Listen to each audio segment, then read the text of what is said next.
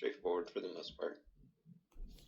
Since we have you here, Mr. Syphus, and since we're from the class before, what can we expect? Like if we can get like a little snapshot of like what to expect when we go into your class. Yeah, good question. So the class I teach is called Capstone and Board Exam Prep. That's the title of the class.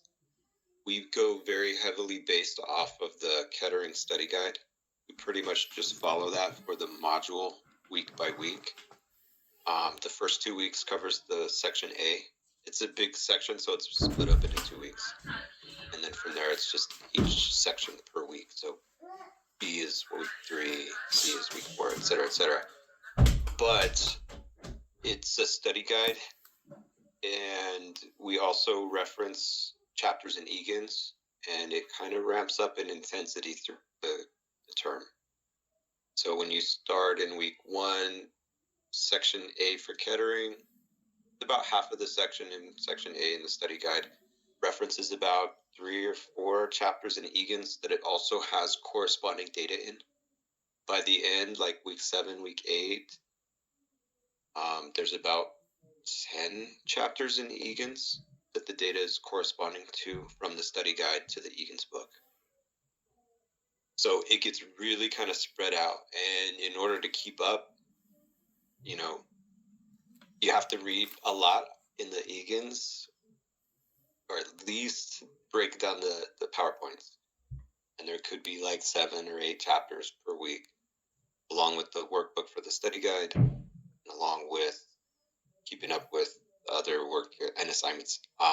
So the clinical course is for the whole term, but you're only in clinicals for the first 5 weeks.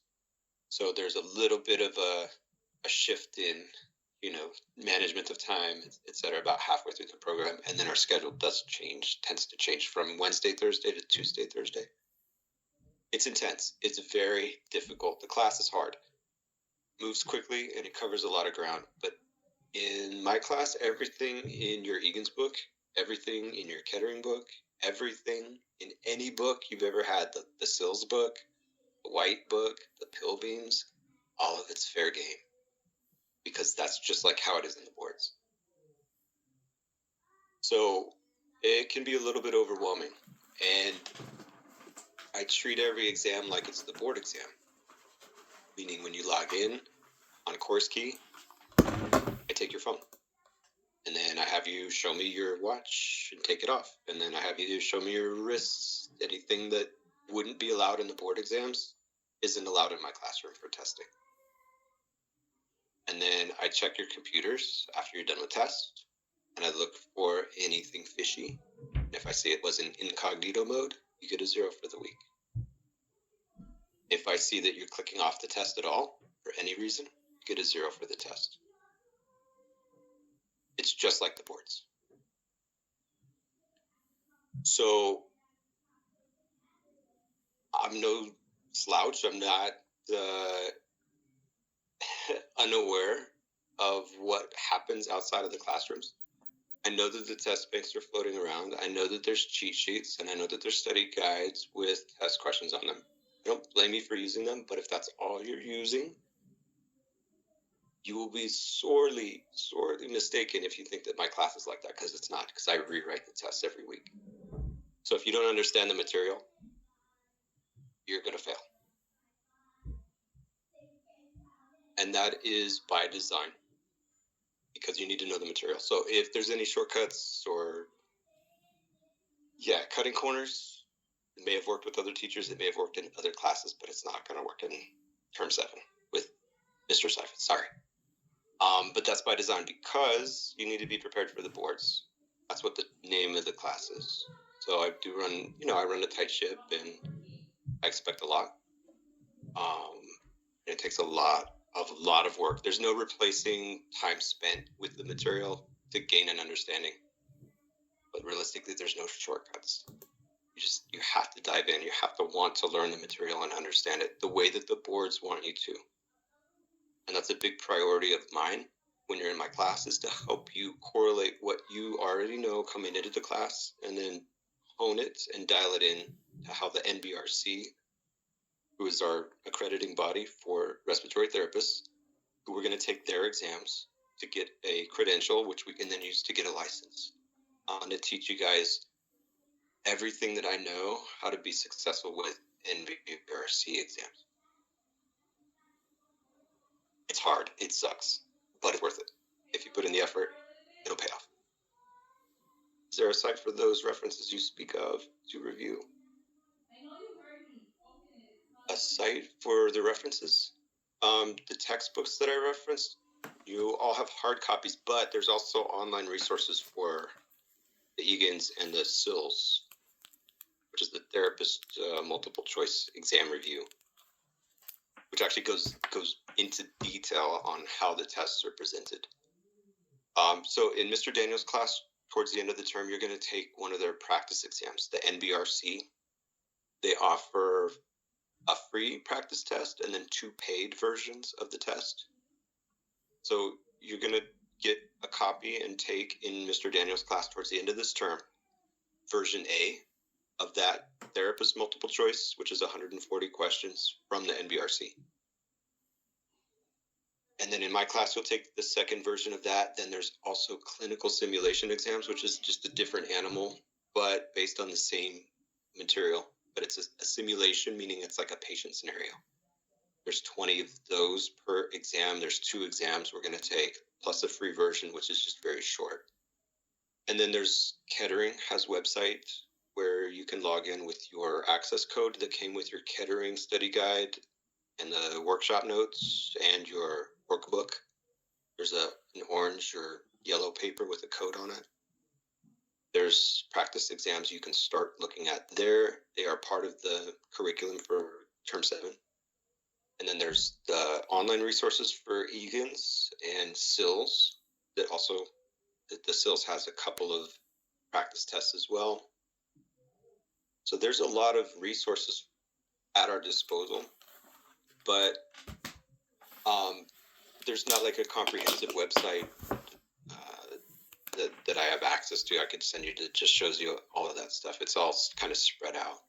But that's what we go over in the first day of class. We go over the syllabus and then where all of these resources are found. If you're not already familiar with them or don't already have access to them, I'll help you and make sure that you do have access by the end of the first day in term 7. Hope that answers your question. I'm not sure if that's exactly what you were asking. Would you also recommend to listen to the audio lectures that Kettering provides? Yes, the audio lectures from Kettering are awesome. It's funny, sometimes when I'm explaining something and it has to do with the Kettering practice or whatever, I'll explain it the way I explain it, we'll talk about it, and then we'll listen to the audio, and it's like almost verbatim, word for word. It's kind of spooky sometimes, but the way they understand and present material is as close as you can get, in my opinion, as close as you can get without getting lawyers involved, meaning that they're so close to NBRC content without triggering the NBRC to say, hey, you're stealing our stuff and giving it away or not paying us for it, so we're going to sue you. But we have to understand that it is a separate company and it is a derivative of NBRC content. So it's kind of in some ways the wish.com version of the real deal, right? It's not exact, it can't be for legal reasons, but it is really, really good, really close. The material that they use and the justification for making, option A is the correct answer because, and then they go into an explanation, it's exact. That part of it is exactly spot on. Some of the ranges they use might be slightly outdated, but I can help dial that in the class. It has a lot to do with tidal volume ranges for initial vent settings. And maybe some other caveats here and there that, I've noticed the NBRC looks at it slightly differently, but we're talking like such minutia. It's not enough to say, oh yeah, don't use Kettering. It's not worth it, because that's not true. It's awesome. Definitely use it. If you listen to those audio lectures, man, so good. They're so good. Do it as much as you can tolerate. right? Because you'll find yourself sitting down to take a test question on a question you've never seen before, and you'll be thinking in your head as you're hearing Kettering's voice, or maybe even my voice at some point, and you're like, oh my gosh, I can remember we talked about this. He said this. This is the correct answer because it's there. I can hear it, right? So the audio stuff's great. It is no replacement for doing your own research, though. You can't replace what your own research and study will bring to the table, though. So I would say it has to be a part of the picture, but it can't replace actually looking at a book or pulling up Google and looking at images or words on a page, even if it's a website. But when you start to actually dig because you're curious to know why, because every time you look at something new and you ask the question, why? What's the reason behind it? Your brain is now primed to actually receive new information and make meaningful, thoughtful memories and connections with that information. But if you're just passively consuming content, audio, while your visual cortex and your attention is on other things, and saying, but I listened to the audio, how come I'm failing? Well, it should be a part of the regimen. Like, it should be a part of, but not the only thing that you make use of. I hope that makes sense. But it's awesome. It's great. Super useful. And it's a good way to help reiterate things that you know, like this fact over here, that fact over there. Those are two facts that you probably know, and I'll bet you they're connected in some way, as most things are. We'll start to really see that coming together, especially in term 7. Almost everything that we have learned that are little separate factoids and recall things, there's actually a bridge between them somewhere. And a lot of the test questions that the NBRC will give us is somewhere along that spectrum of how are these two seemingly unrelated things related? There's probably a bridge, a connection. So some of the audio can give you perspective on that. Some of the lectures that we'll do in class can give perspective on that. And then when you take those practice exams that I mentioned earlier, the NVRC, they send you a report that shows you how you did per category, and then they also give you each test question in the email that you can just review with explanations. And those explanations are probably the most important study tool that I could ever recommend.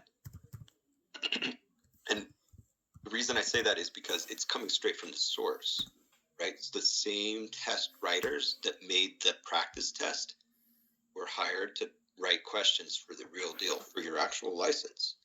So when you go after graduation to sit for the licensing exam, you're going to be seeing questions written by the same people that you've already had access to. So if you spend the time to review those question explanations, it's like you're diving into the test writer's brain to see what were they thinking of when they wrote this question. How do they want me to understand this term or this concept or this theory? Or when they write a test question like this and they're trying to bait me into picking the wrong answer, you'll see that, and you'll start to see that when you review those SAEs, what they call them, self-assessment exams. The explanations allow you the freedom to do that. It's almost like I almost laugh that they do this because it's the playbook, right? If it's like a sports team, you're going to go up against them. The NBRC says, hey, pay us $50, take this practice test to see where you're at, and then we're going to give you the playbook. And if you don't make use of the playbook and you go try to beat that team next week on Sunday, you have no idea what plays they're going to run. You're going to be flying blind. So there's 2 tests with TMC, therapist multiple choice, just A, B, C, or D. Right? And then the ClinSims, there's 2 of those as well with explanations. They're giving us the playbook. So lots of resources to make use of. Lots of material. Like, I think at last count, something like 1,300 multiple choice questions that are NBRC style that we're going to look at. And then dozens of clinical simulations that we're going to look at. going to be doing practice clinical simulations every week for assignments and then breaking them down as part of the assignment as well. Workbooks with write your own explanation on why the correct answer is correct and the incorrect answers were incorrect to really fully break down the material. It's intense, but I can almost guarantee if you put in the effort, it will pay off. But shortcuts, cutting corners, half-assing, it's not going to work. It doesn't work. So if you look at it as like, they're telling me I shouldn't listen, they never taught it to me.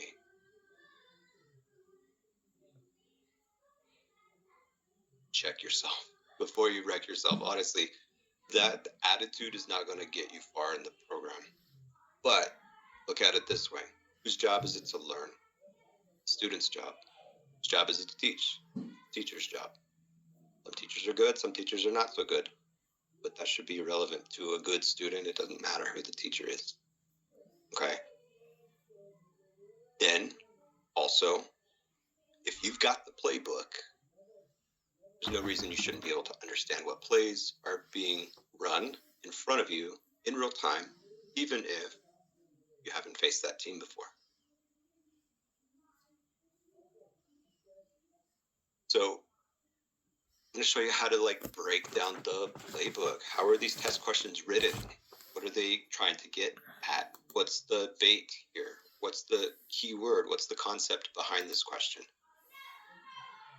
If we go into term 7 with an attitude of, hey, you know what? I'm here now. Past is the past. I'm moving forward. I'm looking forward. I'm going to overcome any challenge that comes my way. It's not an attack on me. It's just a challenge to be overcome. I'm going to understand this material the best that I can. I'm going to do my best every week. And I'm going to put in the time and effort and energy to make sure that I understand this material, because at the end of the day, I want to go take care of patients who are sick and vulnerable and probably helpless and may not have anybody to look out for them except for me. And if that was me, I would want to make sure that my respiratory therapist, my nurse, my doctor was on their A game every shift, every day, and that they knew their stuff. They didn't just phone it in and barely skate by, as I might die. Right? Talking about patient care. So it is important. That's why the standard is set so high, and that's why my class is very difficult, and it might be a bit shocking at first, but just a challenge to be overcome, just like understanding the material that the NBRC wants you to know as they want you to know it, which I will definitely help you do. The one reference better than the others as far as simulations go. They're all going to be slightly different, meaning if one of them is Coke, the other one's Pepsi, and the other one's, RC Cola or whatever. They all basically taste the same. You're going to learn a lot about the structure and the workflow with those different resources, but you will start to notice the more time you spend with them that there are little nuances to each test, and you'll see, okay, yeah, when I'm taking this resource, CleanSim, it's going to be a little bit different. I need to be kind of this mindset versus this one over here, but you're still drinking cola, right? You're still drinking Coca-Cola for all intents and purposes. So, a CleanSim is a CleanSim.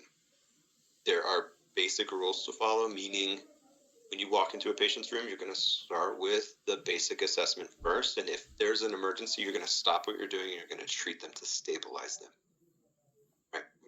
So a classic example of this is one of the options on an initial assessment might be general appearance. And if you select that as the very last thing, what's that kind of like is walking into a patient's room that you're going to see for the very first time with your eyes closed.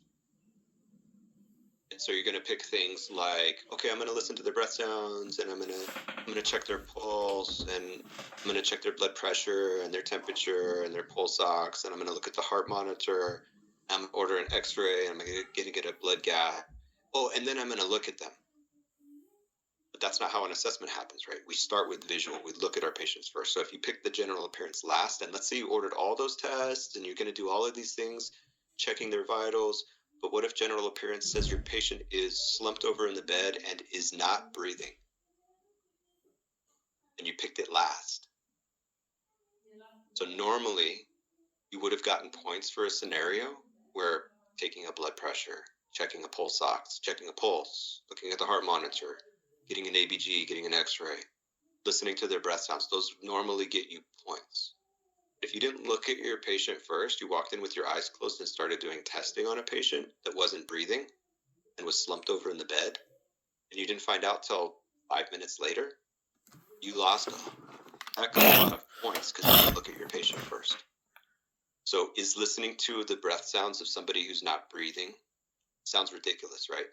But that's kind of how some of these clinical simulations develop, where start with inspection, meaning look at your patient. Things like general appearance, level of consciousness, color of skin, right? You start with visuals and then you work forward from there. Because if your very first assessment says they're dead or about to die, you don't need to do any further testing. You need to start CPR. That kind of thing. It's an emergency. You're going to need to intervene. So checking breath sounds, getting a pulse oximeter on somebody who's not breathing, not, responsive, it's irrelevant. Getting a blood gas on somebody who's not breathing, irrelevant. So, excuse me. We'll see scenarios that are kind of like that. That's a very extreme example. They're not so cut and dry for the most part. But if you get access to and start practicing, and I could send you a link right now to the NBRC free practice one. There's 2 scenarios you can start with and get a feel for what it look like, how does it work. It can be very helpful to get a taste of it now. Another really important aspect to being successful in the program from this point forward is to make sure that you fully understand concepts before you try to move on, or at least go back and review stuff and think about what is going on. How does it relate to the life functions, which is just moving blood that's full of oxygen to the cells so the cells stay alive? That's at the heart of almost everything that we're doing as respiratory therapists, right? But think about how things relate. Go back and review and reflect on what you've learned, and take notes that are meaningful. Don't just write stuff down that you don't care about. Don't write stuff down that you think is going to be important if you don't know what you're writing. That's pretty useless. But if you make meaningful notes with new information and relate it to previously understood information, see where the connections are. And then I like to use sticky notes myself when I'm studying stuff or trying to get ready for an NBRC exam. I take sticky notes, I just write really, really small. And I'll have a stack of 25 or 30 of them that I just review every night before I go to bed. And that helps me retain it so much better. So much better. The daily review is like putting reps in at the gym. And you'll get in shape if you go every day. Even if it's 20 minutes a day, right? But if you go to the gym once a week for 4 hours, you're probably not going to get in shape. So if you have only 4 hours a week to spend, break it up over every day. Let me send you this link. I'll put it in the chat. Do you have these sessions every week? Do you offer tutoring separate from class? Yes and yes. Every week, except for very few occasions. Last week was a rough week. Actually, tonight, I had to double book myself at 8 o'clock. I have to jump off in a couple minutes. But roughly speaking, yes, I do this every week. I'm going to throw up here in the chat a link. You just log in. It says TMC practice exam. That's the long one, multiple choice. One on the right says CSE practice exam. I'm sorry, it's the third purple bubble. If you click on it, it brings it up. It's the third purple bubble over free practice exam. There's a yellow link for the TMC and a yellow link for the CSE. CSE is just 2 scenarios. TMC is the full free exam. 140 questions. But yeah, I do this every Tuesday night, 7:30. And then if I need to adjust it or change it, I'll try to send updates out. And then as far as other tutoring goes, I'm available. You guys can always message me through Teams. Here's my cell. You can text me. Just give me a heads up who is texting me, especially the first time, so I can reference who it is. You can text me, even if it's just questions throughout the week, like, hey, Mr. Daniels was talking about this. And I was like, what the hell, man? I don't know what he's talking about. Just let me know if I can help clarify stuff for you. But yeah, when it comes to new material, like, try to rephrase it in your own terms, meaning, how would I explain this to somebody else that does know nothing about respiratory? Let's say your best friend is not even interested in healthcare, but you had to explain it to them. If they're not there and you're talking to yourself, you're a little bit crazy, but if that helps you to rephrase it in your own words to a layman, I can almost guarantee that that's going to help your understanding of the concept so much more. But if you've got a sounding board, a family member, a friend, a significant other, a partner, somebody that can tolerate listening to you drone on about what you learned in respiratory today, man, that's huge. Nothing else, study groups, like with, other students, just kind of explain stuff the way you understand it in your own words. You'll start to develop a really crazy understanding. It'll go deep, and you'll start to, really solidify these concepts for sure. Can't see the link. Shoot, I put it in the chat. If you can't see it, shoot me a text, then I can text you the link.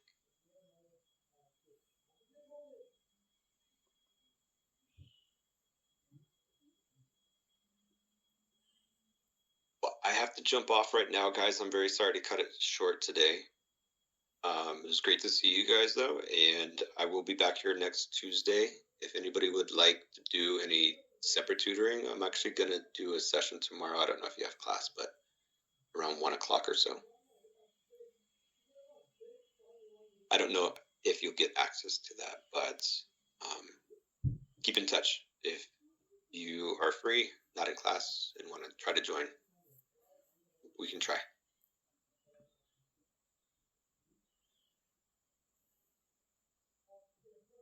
So I'm going to head out for now, but I will be around and available if you guys have any questions, need anything, or even if it's just another, opinion or, take on the material that you guys are learning in class right now.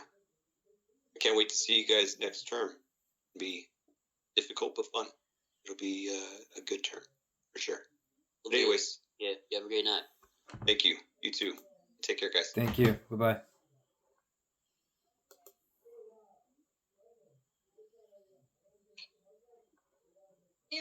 Portal always gets me. I'm like, oh, what do I?